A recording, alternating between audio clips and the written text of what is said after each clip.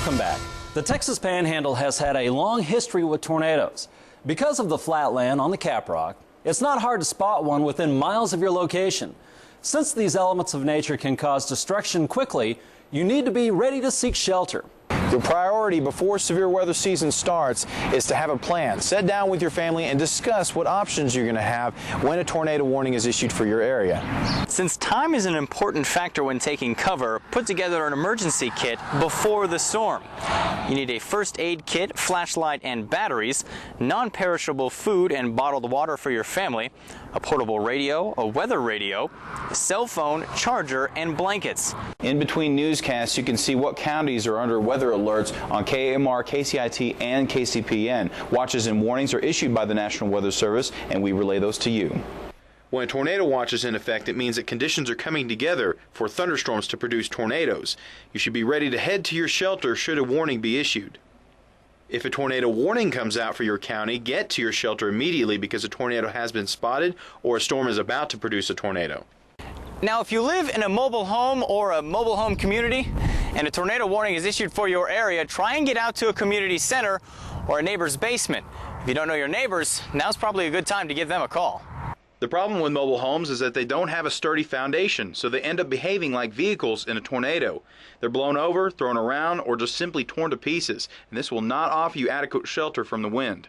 Basically, your best place to go is a storm cellar or a basement, someplace below ground where debris can't get to you.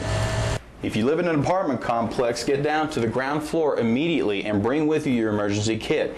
While you're there, cover yourself with pillows, blankets, and even mattresses to protect yourself from all the debris flying around in a tornado. If the walls cave in or the roof collapses, this will help you survive. If you are driving and in the path of a tornado, drive away from it by taking a cross street. For example, if a tornado is moving east toward you, then turn onto a street that goes south.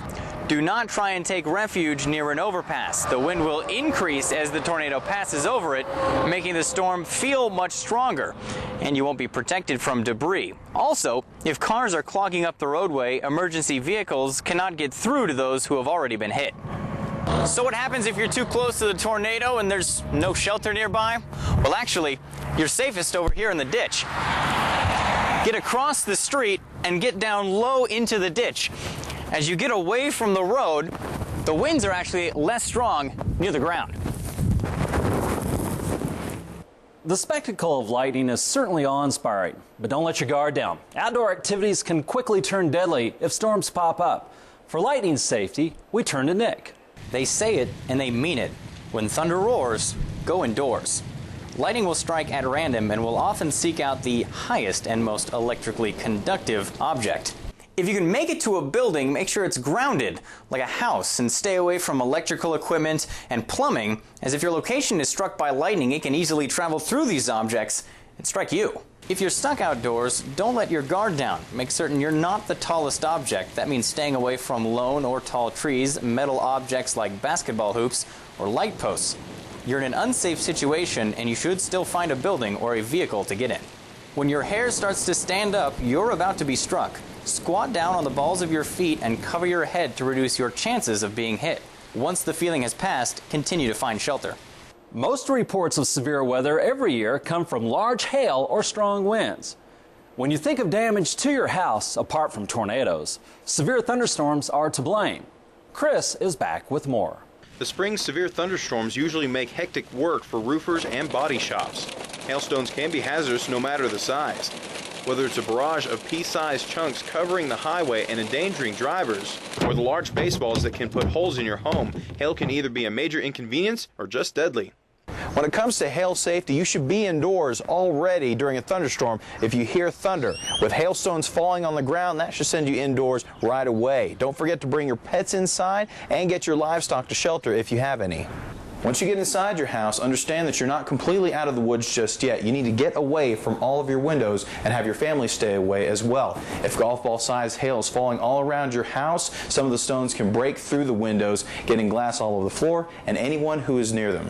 Flash flooding usually gets ignored when talking about dangerous weather. Unfortunately, safety is the last thing people think about when heading home from work. Nick is here with a reminder. When we're dealing with a drought, any rain seems to be beneficial, but that's not always the case. Too much rain can be dangerous. And it's most dangerous in low-lying areas like this one. Slow-moving storms can produce heavy rains that collect here, so it's always important to be prepared. When a flash flood warning is issued for your area, stay away from underpasses and other flood-prone parts of town. Be aware of places where standing water is an issue. If you're in a car, stay away from moving water and never try to drive through during a flash flooding event. Now that you know what to do when disaster strikes, we will bring you the weather outlook on the 2012 spring and summer.